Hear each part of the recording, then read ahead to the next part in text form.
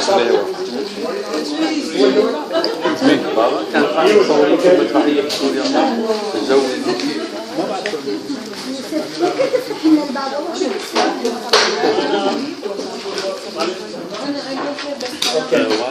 the 98.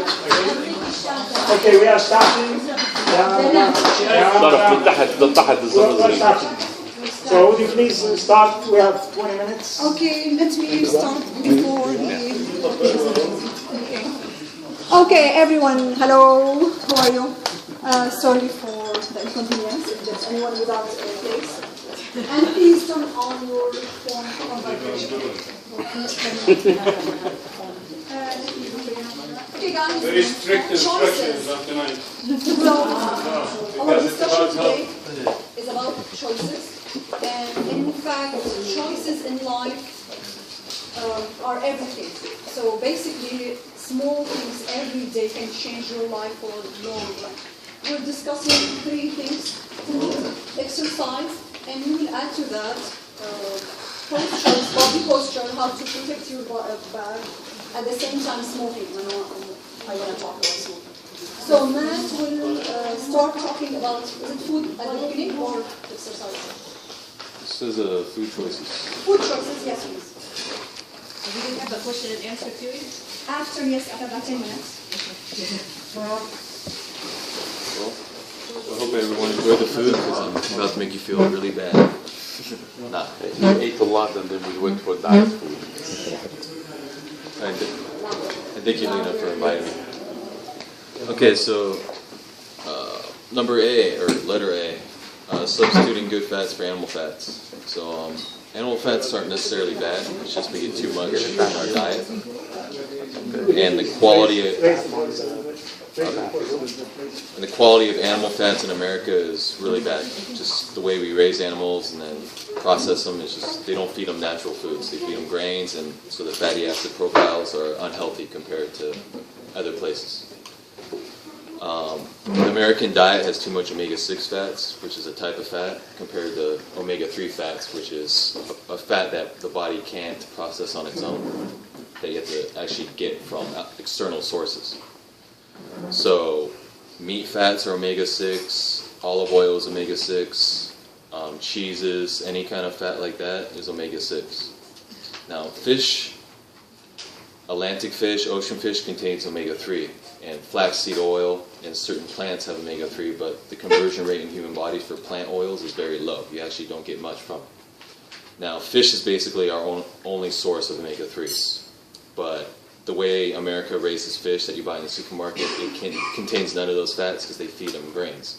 They don't get the natural foods they do from the ocean.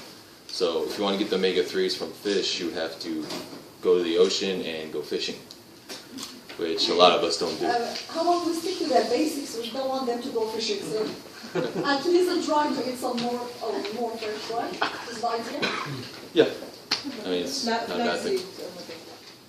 Am I going too much into it? No. Doing good. Yeah, that's good. That's good. So where was I? So it's good to supplement your omega-3 fats with like fish oils from a pharmacy, CVS, something like that. Costco.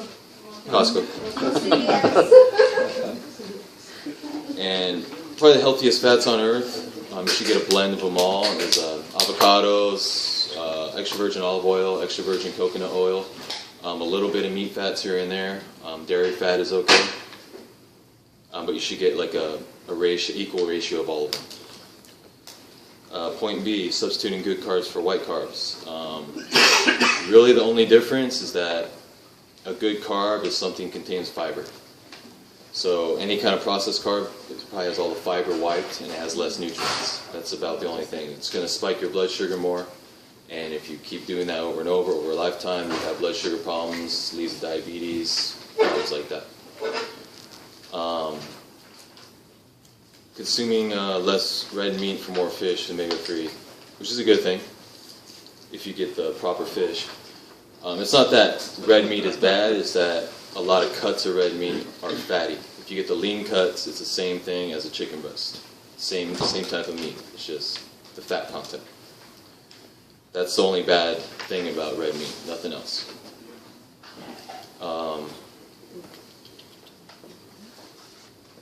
consuming more green vegetables than starchy vegetables. Starchy vegetables have more calories, more energy contained in them. So you eat starchy, you're ingesting more energy than you are green leafy vegetables. Green leafy vegetables have more fiber, so it fills you up easier with less energy intake. Examples like? Broccoli and a potato.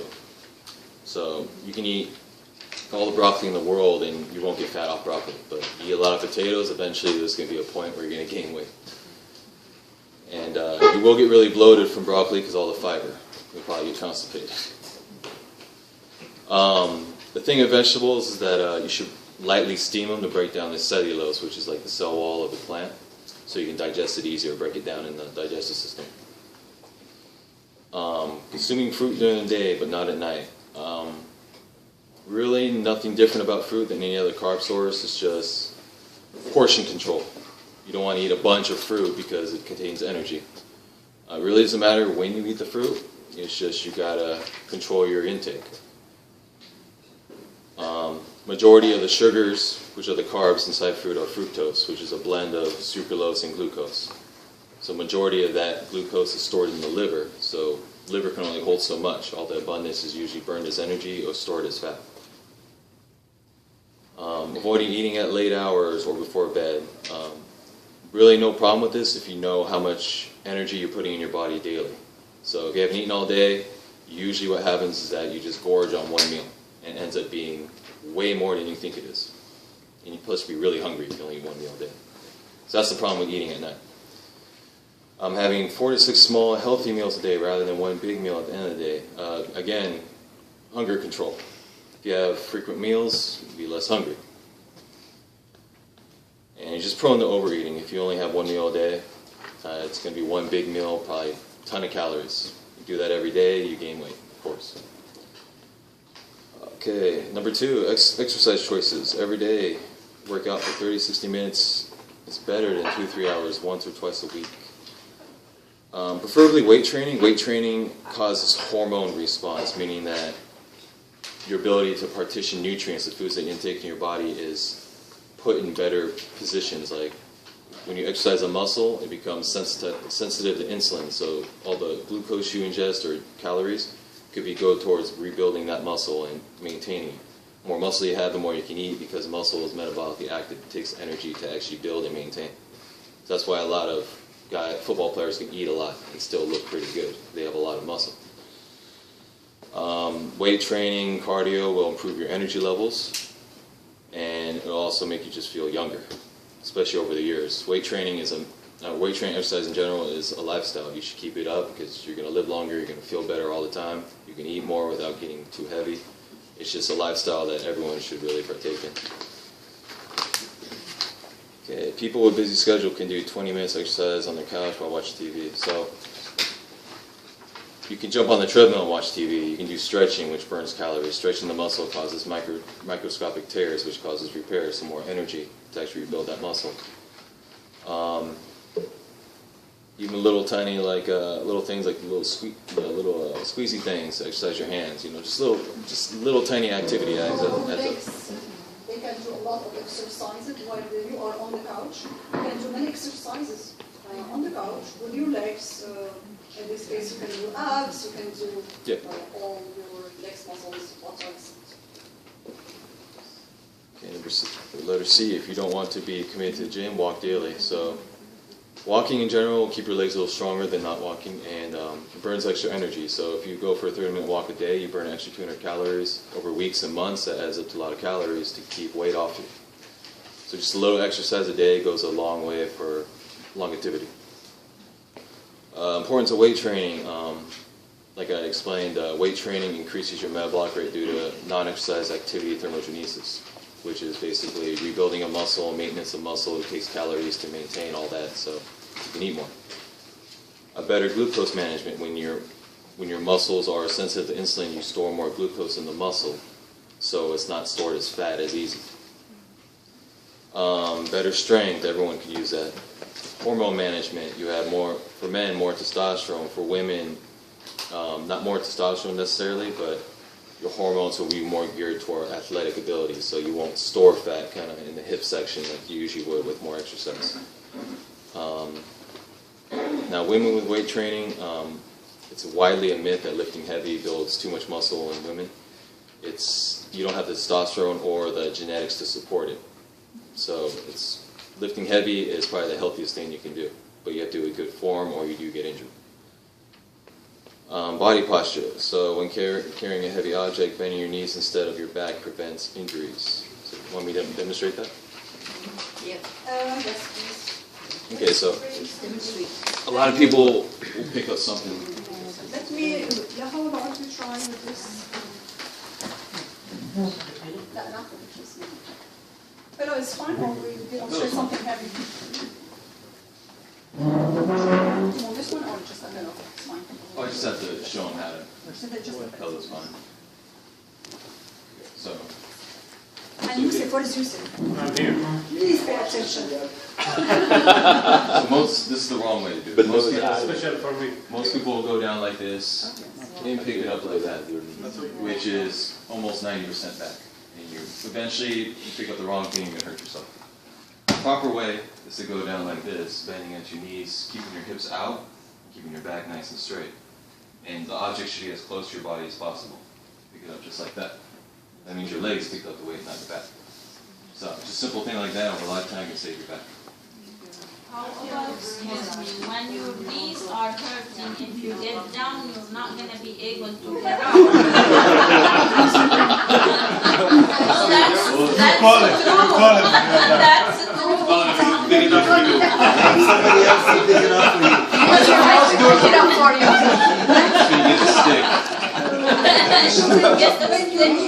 If you bend your knees a little bit, still you are decreasing weight on your back. So you don't have to go down all the way. Okay? So at least bend your knees until you can reach it. And keep your right. Just to add on to that, you bend with your hips. You bend with your hips. Yeah, if you go down with your hips more, if you kick out your hips, you won't put too much pressure on your knees. You mean If like you this? have a knee problem, no. Push back. If you push back. Yes, yes. Yes. Push back. Your back more. Unless your knees are If hurting your knees are from hurting. trauma, Yeah, that's if what I'm saying. it's So she really pushes only 3 back. ways your knees can hurt from trauma-related, Yeah. carrying too much body weight for Arthritis. the amount of muscle mass that you carry. So if you're a really heavy person, you don't have the muscle to support it, you can get knee problems.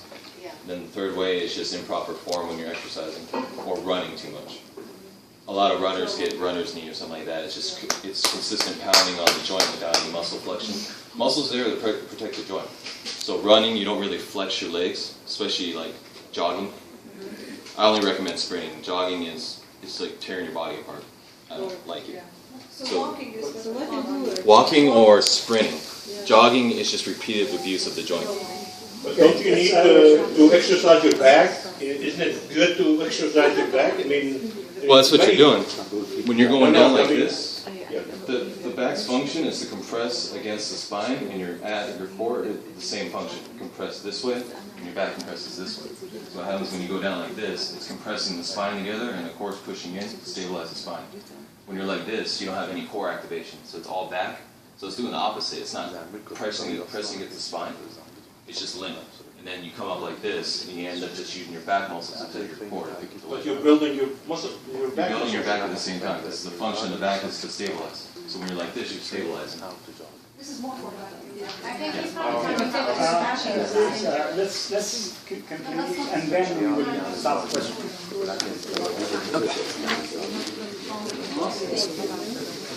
So, letter D, dancing for 1 hour is a good substitute for exercise. Dancing burns energy, and it's mostly funner than walking. So dancing is better than walking. it's not necessarily better; it's just funner. An hour will fly by dancing a lot faster than an hour walking. And then we'll go to join us in Zumba. Yeah. We should next session. Shafi, we should start a dancing group. Okay, let's go back to Let's go back to the presentation, please, and then the questions will be there. Go ahead.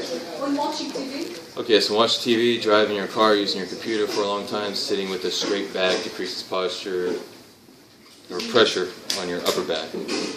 Okay, so the way I drive my car is kind of a lot different than everyone else's. I sit in my car like a lowrider. I sit back like this, and then what I do is I take my hand and I pick myself up and I drive like that. And my core is fully activated the whole time. So I have no back issues driving or sitting, because if I drive for 30 minutes, I'm stabilizing everything with my core. So I can drive forever without getting any back cramps or something. So it's very important to sit up straight. And you get tired at first, or to really sit back in a chair and just sit back like that with your chest out. I mean, you got to get used to it, because you will fatigue over time, but your back muscles and your core develop, and you won't even feel the fatigue over time. So basically, straighten your back. For driving, try to Smoking.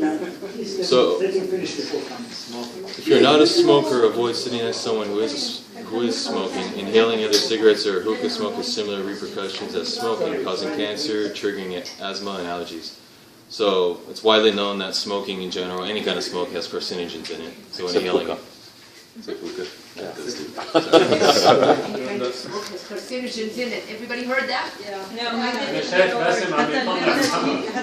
Okay, guys, let's finish the presentation and then we'll discuss the questions. So, the worst thing about smoking is that the smoke directly inhibits basically the air conducting system of the bronchi, or the bronchies. Basically, it's a portion of the lungs that's responsible for gas exchange. So over time, it can decrease your amount of CO2 you can expel, and the amount of air you can take into the lungs. And secondhand smoke's even worse, because you're directly inhaling the smoke, while a smoker will take it in, blow it out. But secondhand smoke, you're just taking it in. So secondhand smoke is actually a lot worse for everyone. So that's all I know about smoking. I'm not too much into smoking. I mean, Lena might have more to add. In fact, choices. It's about choices. If you can sit far away from a smoker, do it, guys, while he's smoking or she's smoking. We should decide that whenever we have a good or a big group, and we have a good group in fact, so how about people who smoke? We put you on the side, so either you decide to join us later on and quit smoking. I'm not worried, I'm a first-hand smoker, so I don't have to worry about this. Okay, so let's The last thing I just want to touch on is how to structure, your diet around your lifestyle. The most important thing is just to plan everything. You don't have any motivation unless you have a plan. So it'd be a very good thing to actually educate yourself on what is a protein, what is a carb, what is a fat, so you can actually know what you're putting in your mouth. If you just eat just because you like to eat, that's usually how you get fat. So a healthy diet that's structured, it improves your motivation, improves any kind of depression symptoms, allows you to control your body weight. If you know what's going into your body, you can control the amount of weight that you're going to maintain on. You can always seek professional help for someone that's knowledgeable about it. That would really help for most people. And it's going to just promote more balance in your life, more confidence. So it's something that's very valuable to learn. Yeah, that's basically all I have. In addition to the risks of diabetes, cholesterol, the triglycerides, so basically healthy food, dieting, right? Trying to decrease overweight, especially if you have overweight fat. So basically you are avoiding these risks. And I want to say something. We don't own ourselves. This is what I believe. I believe that our kids own us. People around us own us. So we should not be selfish, just enjoy good food whenever we want. Because whenever we lose someone, it's hard to take that person back. So if we can take or make healthy choices now, why not? Why wait until it's too late? Because It's hard, man. It's very hard. So we'll discuss the question. Lena, you're the guiltiest person today. It's such a great food. Okay, now we'll. I have a question. Hold on. We are going in turn. Now we will start 3 minutes comments. Everybody can No, not pass. comments. 10 minutes questions, only if someone has questions. Thank you very much, Matt. Thank you, Matt. Thank you. Okay, so we'll start. No, Shafiq, if anyone has a question right now, guys, if you have a question for Matt, now they will ask him. Why? And then, because we have structured questions. When you get, he can mention it and then he can ask. Okay, we'll start with you. Any comment or question? No. Okay. No comment? قاعد معانا على طول اسألوه وخليه يمشي. He's not. Guys, take turn. Anyone has Wait. a question? Right over there, right over there. He can stay, but his parents. Oh, in okay. this case, they can. Okay, so we'll. Questions now. Okay, so we'll change. Anybody has questions to him? Over there. Go to the left. Okay. I have a question. Okay, go ahead. My question is, being vegan and the essential amino acid that you're going to be lacking in your diet. The essential amino acid, the one comes from the animal protein. If there's a way, I keep reading different things, different opinions. If there's a way to compensate through mixing certain kinds of vegetables. Yeah, beans and rice would be a complement. It's called complementary proteins. So rice has proteins that beans don't, and beans have proteins rice don't. But you put them together, you get the complete protein ratio of meat. So, okay, so you will get the amino acid. Yeah. Okay. Any other question? Okay. About tofu and soy, I know that they're supposed to be good foods, but for someone who's trying to avoid a lot of estrogen in their system, like a breast cancer survivor who tries to stay away from estrogen, is there a difference between soy and tofu? Is it recommended? Is it good? Is it bad? What do you think? Soy honestly is the most heavily pesticided food product out there. It's probably one of the most unhealthiest too. What about tofu? Tofu is just a derivative of soy. It's made from soy, so it's the same thing. It's the same thing. So if you get the organic tofu, it's the same too? Or the organic would be less pesticide there? Supposedly, but who regulates organic? They can say it's organic, but you don't know. It's a peace of mind sort of thing. Almond milk, is it still, or almond is clean? Than regular milk? Almond milk. Almond milk. Almond instead of soya milk, almond milk. Instead of soy milk? Yeah. Almond milk? It's really no difference, to be honest. Oh, still has pesticide in it too? And the almonds? Yeah. Almonds probably no, because But now almond milk? yeah, It's definitely better. yeah. they're two different. They're two different milks. Like almonds don't really need to be pesticided. There's no insects trying to grab almonds, Yeah, but and there is no Another question? Go ahead. Yeah.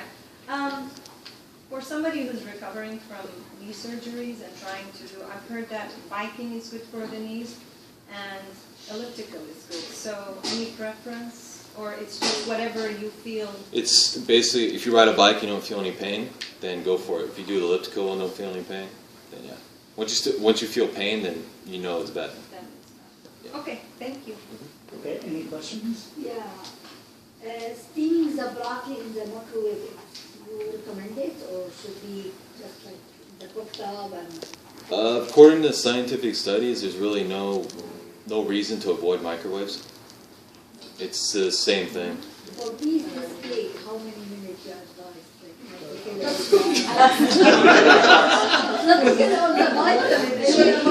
She means she doesn't want to overcook it. It's better to have it Instead of cooking in the microwave?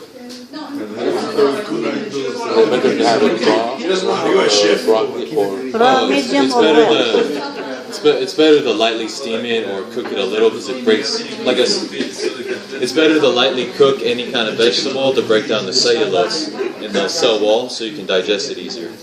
Raw broccoli might make you more constipated because it's harder to break down in the body. But so you want to cook it and soften it, and break it so the body breaks it down easier. But you don't want to cook it too much because then that'll destroy nutrients. Just a little. Just a little. Any more questions? Also, I appreciate if you show me one more time how the right way to sit for driving. Because driving How you makes me drive? have shoulder pain.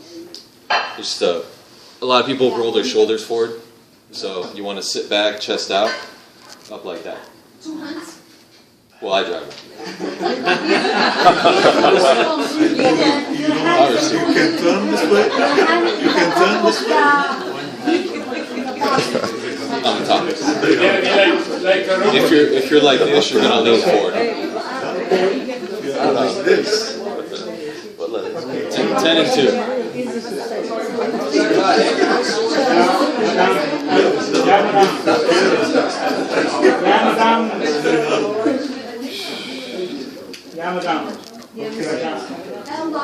Any more questions? No. Question here. Here. Okay, I have a question. The question is, what is the relation, if there, I mean, I'm sure there is a relation between mental and physical exercise. What is the relation? Because there is the mental, I mean stress. You So mean what's the mental aspect of exercising, or? Yeah. It's mostly comes from motivation. Like, for example, caffeine will give you the mental motivation to go exercise because it's a central nervous system stimulant. So after a long day, most people won't have the mental fortitude to go exercise because they're basically just telling themselves they're too tired. But have caffeine when you feel tired, and generally it'll upregulate your central nervous system and gives you mental motivation to go exercise. Is it okay to add? Exercising, in fact, also decreases stress. Yeah. So if you have stress, go to the gym, do something you like, work out for an hour. You forget about your stress thoughts. Number one. Number two, there is an enzyme. I don't know the name of the enzyme. There is an enzyme. Endorphin. The endorphin. But that's not an enzyme. It's a hormone. That's an enzyme. It's almost like endorphin is your natural morphine. So Which is like in reality make you feel you good. leave the exercise or you leave the gym feeling happy. They call it happiness. Is it hormone enzyme? Some people, after they stop working out, they actually feel depressed because of they don't release as much endorphin as they used to. No, really. But usually I leave the gym. I leave happy. I leave the gym very happy. No, Especially no. after You stop working after 2 weeks, then actually you don't feel good. Then you would like to go on. Okay, let's continue. I figured there was. Any questions? No? Go ahead. What do you think of our diet food today? Give it a number. Which one was diet? Lena eats very healthy, so compared to probably what you're all used to eating, it's probably a lot better. So give it a grade 1 to 10. Which diet food here? Which one is diet? The chicken and meat, I'll give it a 10. Well, I'm not sure what most of the foods are, to be honest, so can't rate those.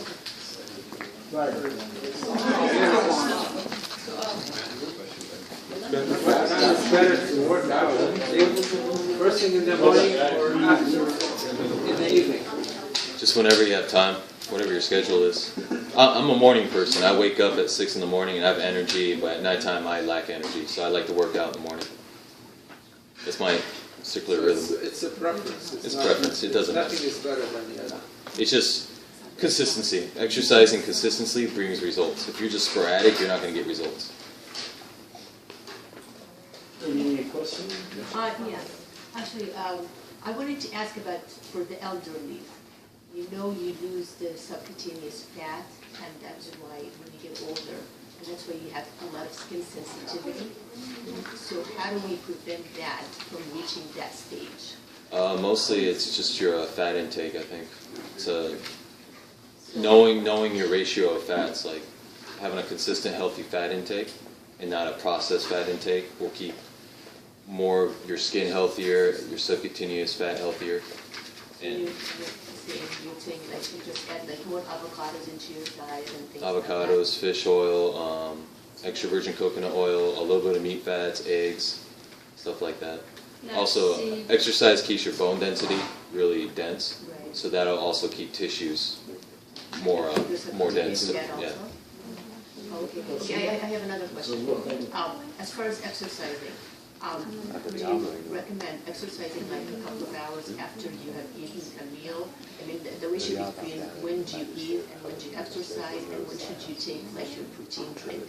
Can you explain that or go into more details about that? Yeah, it's all genetic. Like me, I can eat 30 minutes before exercising and I don't get upset stomach or nausea or anything like that. Some people have to wait 2 to 3 hours. Some people can exercise without eating at all. It's just you have to figure out what works for you because everyone's different, and then go by that. It's protein, carbs, fat. It all basically what I go by is you only need about 0.4 to 0.8 grams of fat per day per body weight. Protein is the amount of lean muscle you have on you at the time in grams. And carbs, you just fill up the rest of the energy intake based on your goals. If you're trying to gain weight, you fill the rest in carbohydrates. If you're trying to lose weight, you start cutting carbohydrates. And you can put more protein. Yeah. Okay. So if you're trying to just build muscle and you to lose weight, so would you take a protein drink after you exercise? That's my question. It really doesn't matter. Because the body runs on a 24-hour thermogenesis. So it doesn't matter. Unless you're fasted 48 hours straight, it has no impact on anything.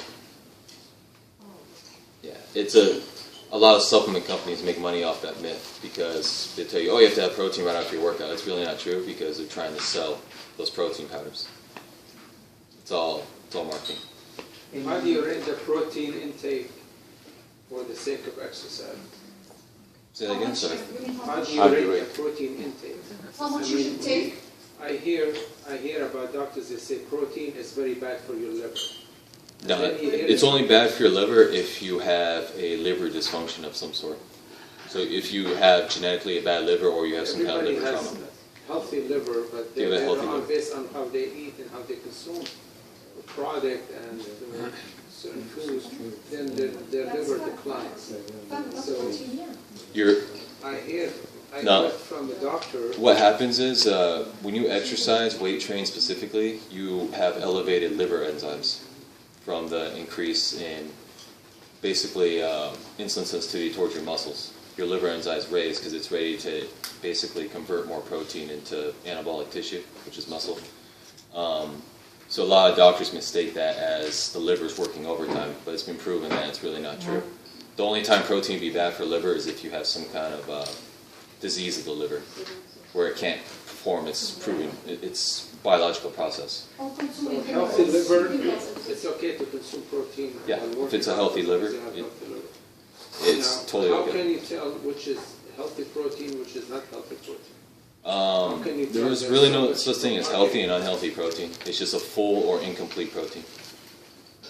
So if you eat like almonds, nuts, oats, grains, they're all incomplete proteins with the exception of the protein they sell in the market. The protein shake.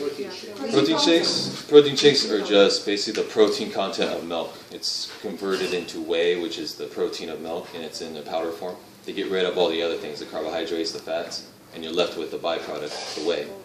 So it's basically just milk protein. And what they can also do is break it down even more so it digests faster. So you have different whey proteins like isolate, concentrate, casein, hydrolysate. All of them have different absorption rates. But again, it really doesn't matter unless the absorption rates don't matter unless you're 48 hours fasted. So protein powder is totally okay. It's fine. It doesn't matter what kind it is. It doesn't matter what kind. It doesn't matter what price, what brand. Get it from a reputable company because a lot of supplement companies aren't regulated by the FDA very well. So if you get a shady company, they can just use all fillers and no protein, and it makes you gassy and feel like crap. You got to pick a right company, find reviews on it, and that it's actually a legit company. How much do you have to consume of that protein if you have? Is there a ratio for your age and how much to consume of that?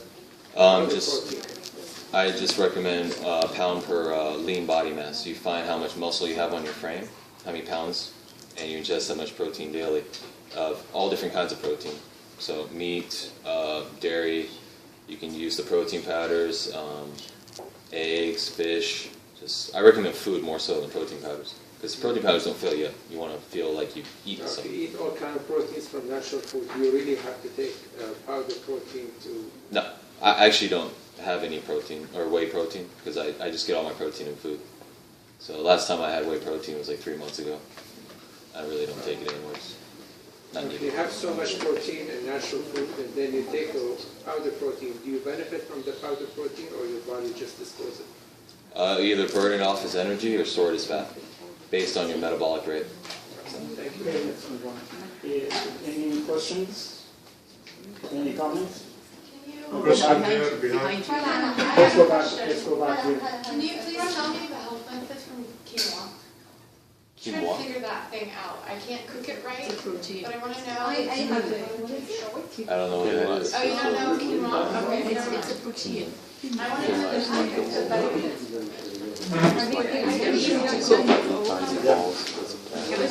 And they eat it instead of It's very frying. easy to cook. All you do is you put in boiling It's water. like couscous. It's like, what's that? It's high protein. It's grain. Tiny bit. Oh, It's quinoa. high protein, high Oh, quinoa fat or is- less carbs.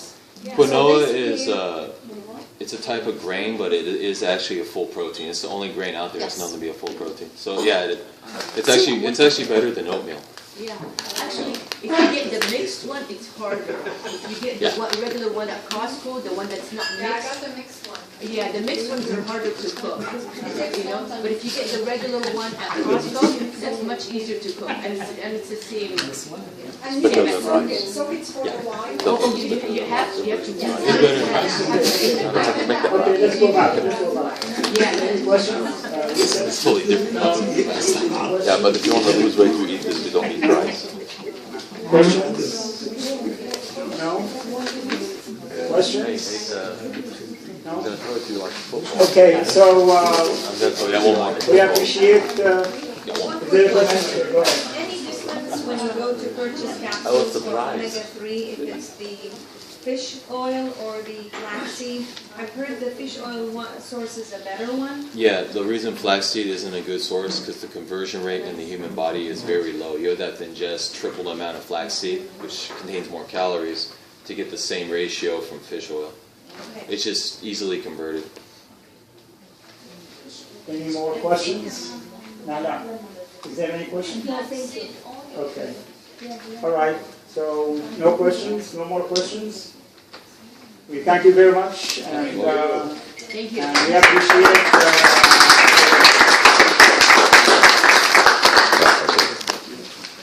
Okay, we'll take 10 minutes break, and then we come back.